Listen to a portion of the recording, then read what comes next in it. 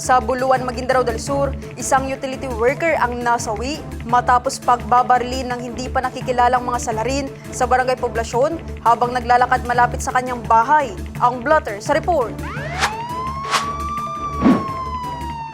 Kinilala ang biktima na si alias Jemar, 40 years old, may asawa at residente ng nasabing lugar.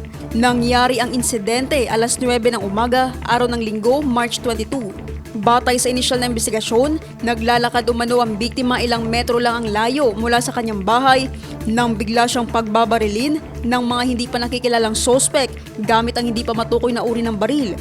Nagtamo ng tama ng bala sa leeg at dibdib ang biktima at agad na dinala ng mga rumesponding pulis sa Buluan District Hospital para sa agarang lunas. Subalit idineklara itong dead on arrival ng attending physician.